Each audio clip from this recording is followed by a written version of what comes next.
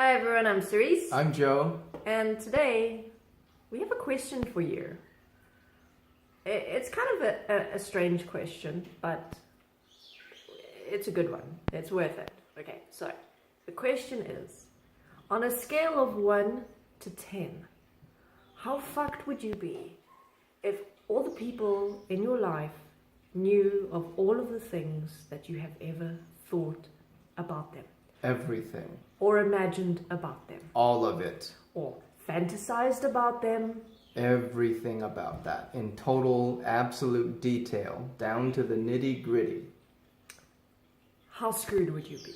Now, keep in mind, at a 1, it's like... you're like... I'm fine, that's oh, alright. Yeah, that's cool. Sure. I have no secrets at all. I think about on the inside is exactly the same as the things that I speak out loud. Everything that I am is right here in the open. Everybody knows. I have no secrets, nothing to hide. I've never secretly masturbated to somebody in my life. I've never hidden something from somebody that I didn't want them to know about. I've never wished someone would die. I've never secretly had conversations in my head with people where I berate them and break them down, and I always win all the arguments because in I'm my so head. amazing. And I've never wished that those birds would stop their squawking. I've never had murderous thoughts about birds ever at all. I've never wished that a spider would slowly lower itself onto someone's face while they're sleeping and then bite them all over their face. And lay their eggs inside them. And then the eggs hatch and all these tiny little spiders come out and the person looks hideous and they got spiders coming out of their face because they were such a bastard to me. I've never wished anything like that. So if none of that applies, then you're at a 1. A 1. At a 10... You're gonna need to have facial reconstructive surgery. Oh fuck! You're gonna need to change your race, change your skin color. Shit! They know everything. If you have Asian eyes, you need to find a way to make your eyes not Asian. If you have not Asian eyes, you need to find a way to make your eyes Asian. At a 10, you leave the country. Where could you even go? Because you probably had thoughts about people in other countries too. There's nowhere safe for you. But that's what the facial reconstructive surgery and the changing of all of the doctors who would, all of the people who would do the surgery for you, you've probably had thoughts about. At a 10, that's how fucked you are. So everyone who sees you wants to kill you. So let's really practice self-honesty here. There's no one in the world at a 1. No one at all. I'm at a 1, though. No one. Maybe a 2. But where are you on the scale?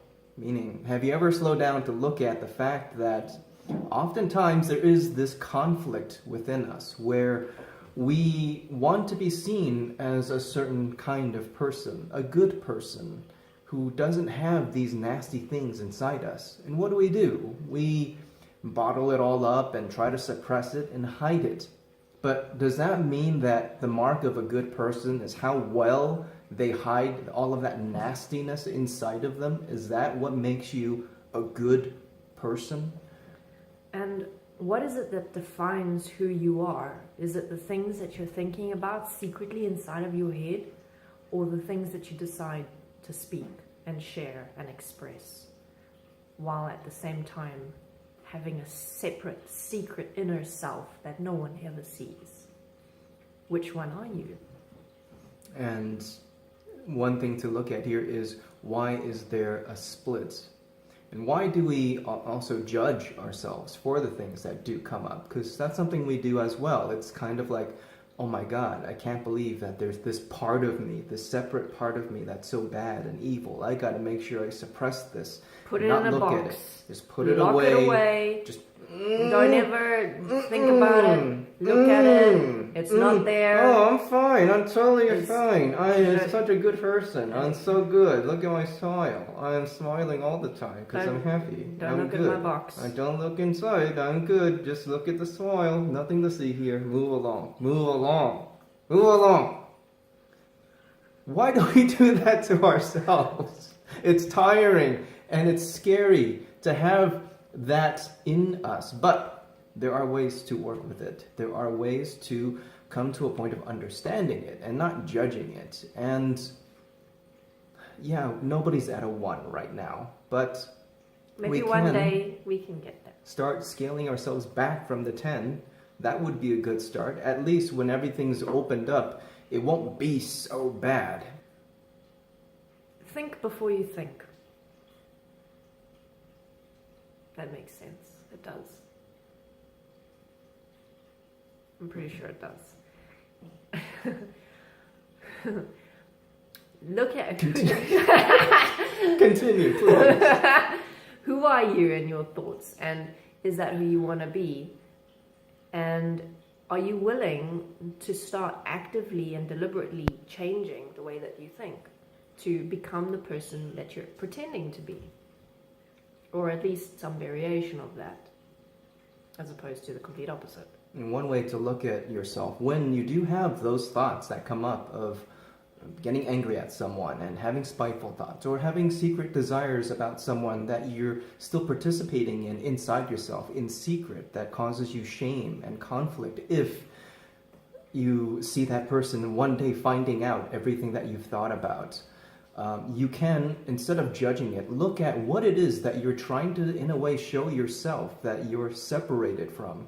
Meaning, if I'm having thoughts and desires about a person, what is it that this person represents that I'm separating myself from, that I'm not letting myself give to myself, and thus creating these thoughts of attachment, of attraction, of desire, that I then immediately judge because, oh, it's so bad, it's so evil, let me not go there. Oh, but I'm still going to participate in my mind, I'm still going to give it to myself in secret, and it'll be our little secret, just me and all of the little co-conspirators inside myself that I've created. And if it's a negative thing like anger, hatred, jealousy, look at, okay, where are these things coming from? Because interestingly enough, most of the time, the things that we think about other people, we actually are thinking about ourselves on some level, in some way. So don't take those thoughts at face value. They often tell you something more about yourself. And if you can start to see the gift in those nasty little thoughts, then you can empower yourself to change your relationship to them, and also change who you are, what you're thinking, and your relationship with yourself in general. Yeah, and that's a cool thing, because let's say tomorrow people do realize everything that you've thought about them and pictured about them. But what if you had started to turn your thoughts into reflections about who you are? So the next time you do have that thought of, oh, I hate this guy. Fine, but wait, why? What is this showing me about myself? Is it really about this other guy? And then when everything does open up, the people will say, hey, oh, you had those thoughts about me, but you turned it around and you made yourself responsible and you gave yourself back to yourself. So thank you for not continuing that line of thought and then going into spitefulness. I forgive you. Thanks for watching, everyone. If you enjoy our videos, and please remember to like, share and subscribe. And you can check us out on Patreon, where we've got a lot of other content, a lot of cool videos, and we've got the platform for you to participate and share your topic ideas, questions and things like that. See you next time.